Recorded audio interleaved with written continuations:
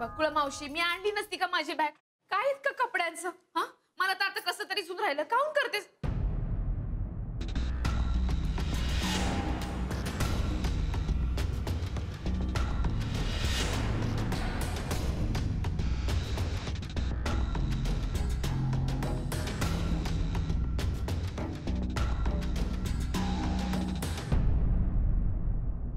आओ, बघा ना माझ्याकडे, बघा की.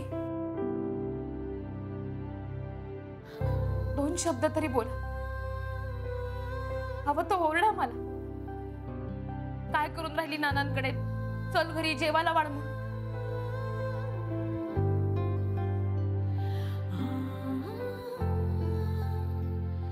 बोला ना, बोला ना माझ्याशी.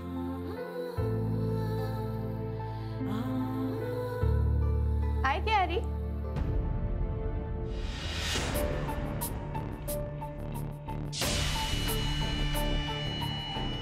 कशी दिसतेय मी?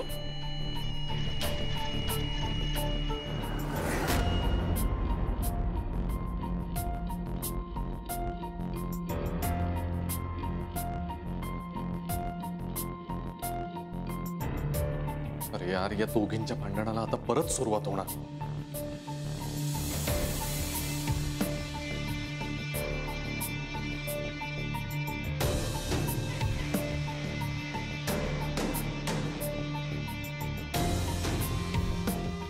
यानी बाहेर का उभा आहेस तू? चल ना आपल्या घरात.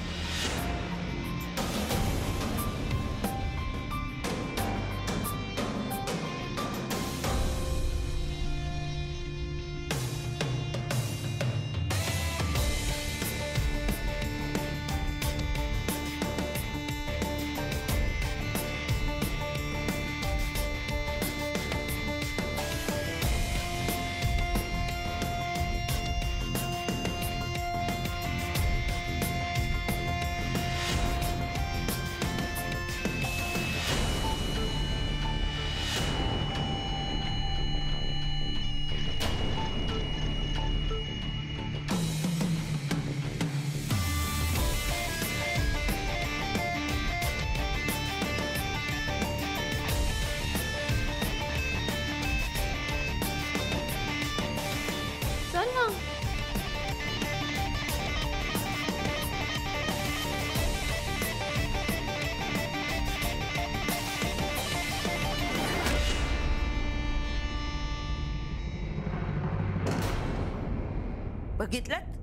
बघितलं कसं तुमच्या तोंडावर दार लावून घेतलं ते. तुम्हाला घराबाहेर काढून स्वतः घरात घुसली मालक असल्यासारखी. तळपट होईन मेलीचा वाटोळ होऊ दे. असं दुसऱ्याच्या जीवाला दुःख देऊन स्वतःला सुख नाही मिळवता येत. साहेबांनी पण कसलं खूळ घेतलाय डोक्यात. हिचं भूत जेव्हा उतरल ना साहेबांच्या डोक्यावर ना, तेव्हा हिची खरी वाट लागल.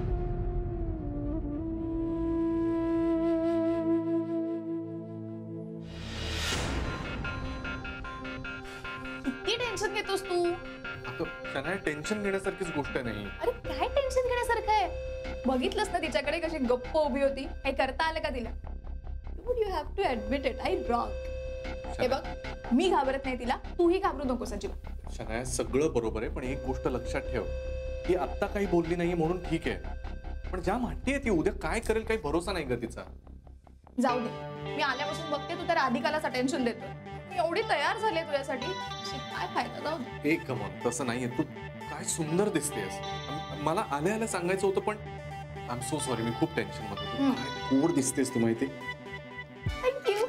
बरं ठीक आहे, डोळे बंद कर. काय डोळे बंद कर. अगं मला फ्रेश तर होऊ दे. नाही, कर कर कर कर प्लीज प्लीज प्लीज. शनाया काय आता. अगं हा पडेल मी. शनाया काय करतेस?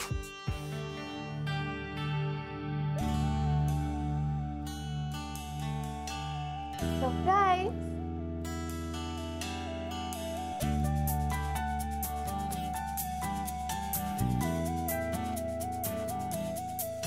वाव, वाटलं? कसं वाटलं? काय ब्युटिफुल. शनाया, माझा ऑफिस मधला सगळा थकवा असा एका क्षणात पळूनच गेला. गेला ना. आई न्यू तुला खूप आवडेल. ऑफकोर्स. असा नवरा दमून भागून घरी आल्यानंतर बायकोनं जर असं स्वागत केलं तर कुणाला नाही आवडणार. ए बायको नाहीये मी तुझी. नाही, मला तसं नव्हतं म्हणायचं. I mean I am not your wife. I am your life. I am your everything. There is a huge difference. Of course छान आहे. पण खूप छान केलंय. मला खूप आवडलं. कारण इतर वेळेला घरी आलो ना की राधिकाची कटकट, ते अथर्वने हे केलंय ते केलंय. राधिका असती ना तर गॉड यार, काय सारखं सारखं राधिका. आता नाव नाही घ्यायचं ना तिचं अजिबात. येस. प्रॉमिस. हो प्रॉमिस. बघा. हो बच्चा. अच्छा ऐक ना, मी ना तुझ्यासाठी फूड ड्रिंक सगळं सगळं तू केलंस? नाही ऑर्डर केलंय. ऐक ना, फ्रेश हो ना लवकर प्लीज. हे तू लगेच येतो, पण I love you so much. I know, I love you to.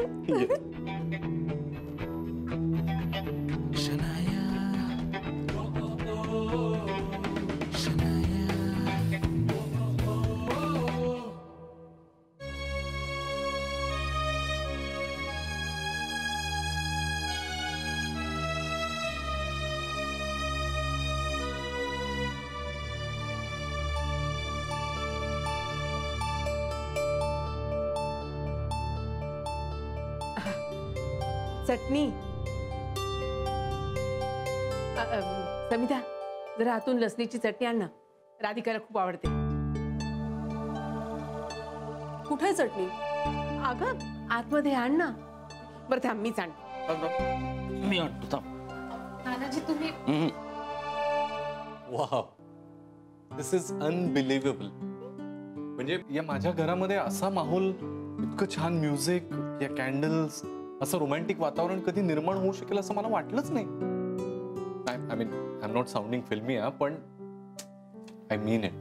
Thank you so much. Baby, anything for you. It's like dream come true. सगळं खूप छान आहे. म्हणजे एखादं स्वप्न प्रत्यक्षात उतरावं तसं, जस्ट लाईक अ ड्रीम. चलो let's get started now. Cheers.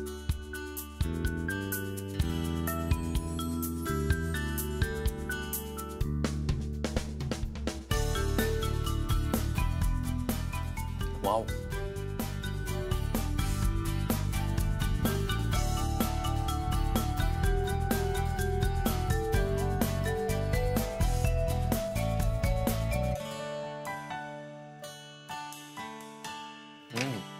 Good. Thank you.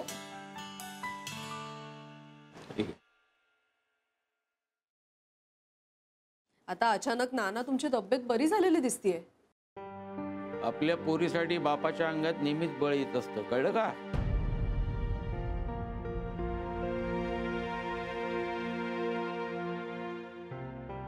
राधिके, राधिके, जेवण चिवडत बसू नको. जेव तू, जेव. घे, तुला चटणी आवडते ना? मग घे चटणी, घे. दे का तिला चटणी. थांब, मी देतो. थांब. नाही नाही, मी वाढते. दे, दे. घे. नानाजी बस. नानाजी अहो तुम्ही. काय फरक पडतो? इतके दिवस तू मला एवढं एवढं खायला दिलंस, आता मी थोडे दिवस तुझ्यासाठी केलं तर काय हरकत आहे? घे की. बघ, आता तुला खूप मोठी लढाई लढायची आहे. अथर्वलाही तुला सांभाळायचं आहे. तुझा तुटलेला संसार तुला पुन्हा उभा करायचा आहे. पण त्यासाठी नीट खाल्लं पाहिजे, नाही का? न खाऊन कसं चालेल? जेव तू, जेव. नानाजी, तुम्ही ना माझी काळजी करू नका. तुम्ही आधी तुमच्या तब्येतीची काळजी घ्या. माझी चिंता सोड आधी. आधी तू तुझं बघ.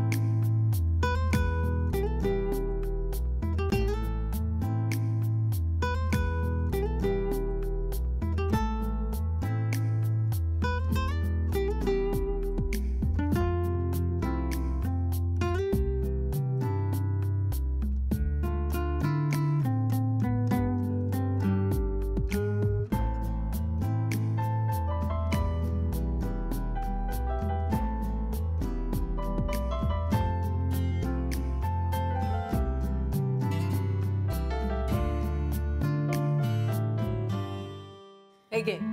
नानी अहो, खा. मी खाईन ना नानीजी. हे खा. तू घास खाला नाहीस ना तर त्यांनाही घास गोड लागणार नाही. आई हो तुला पण देते. हे घे.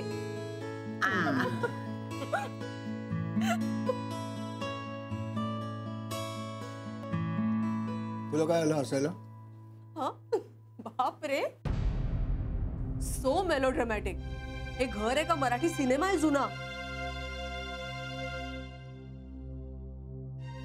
एकमेकांना घास काय भरवताय? बरं नानी हे काय लहान आहेत का घास भरवायला? So typical. टिपिकल नाहीये, याला संस्कृती म्हणतात. आपुलकी प्रेम असतं त्याच्यात. तुझ्यासारख्या बेजबाबदार लोकांना कळणार काय त्यातला अर्थ. त्यामुळे जे समोर आहे ना ते जेव शांतपणे. जेवताना हसलीस तर ठसका लागेल. घ्या. सर डान्स करूया. डान्स? हा प्लीज प्लीज. अरे नाही येत मला पण. Please please please. अगं मला नाही येत. प्लीज कर माझ्यासाठी. काहीच नाही येत तुला. हात दे. हात ठेव. रेडी? ओके. ओके. स्वीट. या. गुड. सुन साथिया माहिया बरसा दे इश्का की स्याहिया.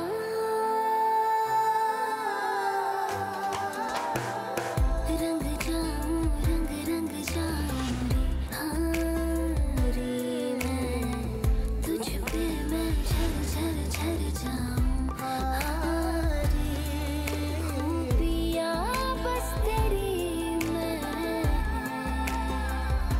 हो झूले तो खरी मैं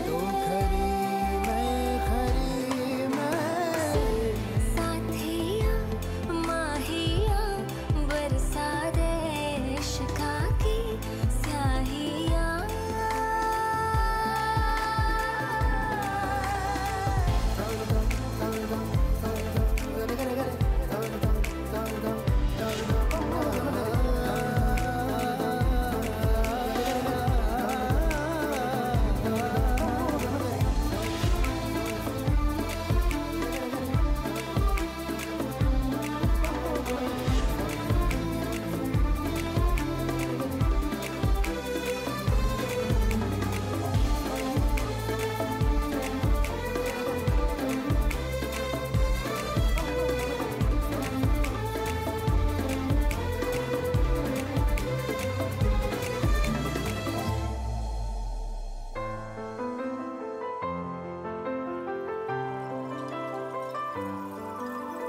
मैं रेत सी बूंद का जरिया तो पा के तुझे भीग जाऊं रे.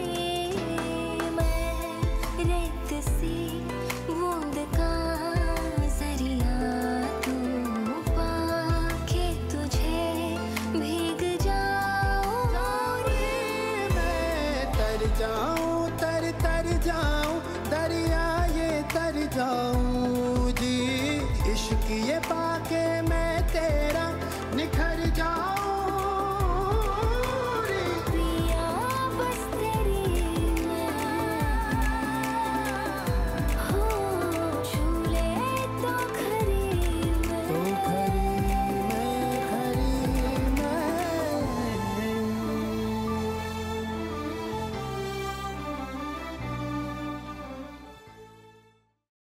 पंकज, नानांनी राधिकाला इकडे राहायला अलाउड केलं आणि तू सगळं गुपचूप ऐकून घेतलंस.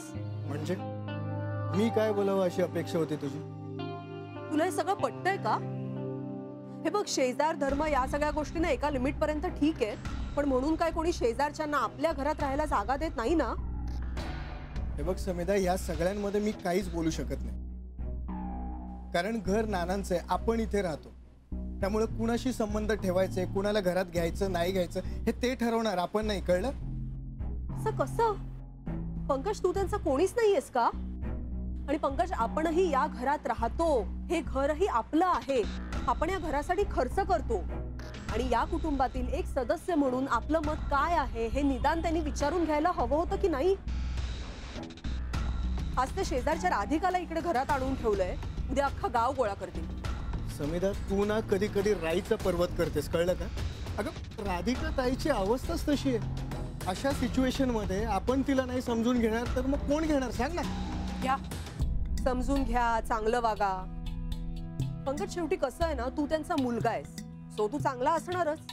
राधिका त्यांची मानलेली मुलगी आहे, सो तीही चांगली असणार. पण वाईट फक्त मी, कारण मी सून आहे ना या घरची, आणि सुना या नेहमीच वाईट असतात, नाही का? कारण मी काहीही बोलले ना तर आयदर ते मत फोडून तरी काढतात किंवा ते त्यांना पटत तरी नाही. मग ते दुसरं काय करू शकतात, आणि त्यात त्यांचं काही चुकतही नाही. काय म्हणालास तू? म्हणजे मला हे म्हणायचे, तू चुकत नाहीये, म्हणजे तूही बरोबर आहे आणि ते सुद्धा बरोबर आहे. पण एक गोष्ट मात्र नक्की, काही झालं ना तरी नाना तिला घराच्या बाहेर नाही काढली. एक वेळ उद्या पटलं नाही तर आपल्याला जा म्हणतील, आणि तसं जर झालं ना तर काय परिस्थिती ओढावेल आपल्यावर तुला माहितीये का? बाहेर घराचे भाव करोडोमध्ये आहेत, लोकांचे पगार संपतायत हप्ते फेडण्यामध्ये. नशीब समज आपल्यावर तशी परिस्थिती आलेली नाही अजून. हो, पण हे सगळं जे चाललंय ना ते काहीही न बोलता आपण फक्त बघत राहायचं का? तसं नाहीये समिधा. आणि मला एक सांग, राधिका ताई काय त्रास देते ग तुला? अगं उलट तिची तुला मदतच होईल, तुझी 4 कामं हलकी होतील. आणि मला एक सांग, तिच्या जागी जर माझी बहीण असती तर तिला असं हाकलून दिलं असतंस तू? सांग ना. पंकज, तुझ्याशी लग्न करताना ना मी एक प्रॅक्टिकल विचार केला होता की तू एकुलता एक आहेस, त्यामुळे दीर नणंद या असल्या भानगडी नसते. पण इथे राधिका आलीये माझी नणंद बनून माझ्या राशीला. आज घास भरवलाय, उद्या आणखीन काय करतील देव जाणे.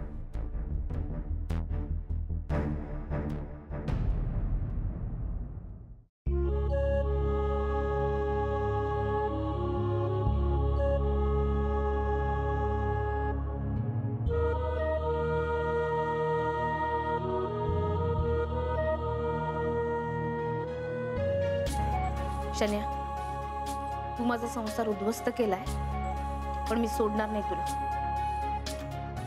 तुला माझ्या घरात नाही तर समाजातही काही स्थान राहणार नाही.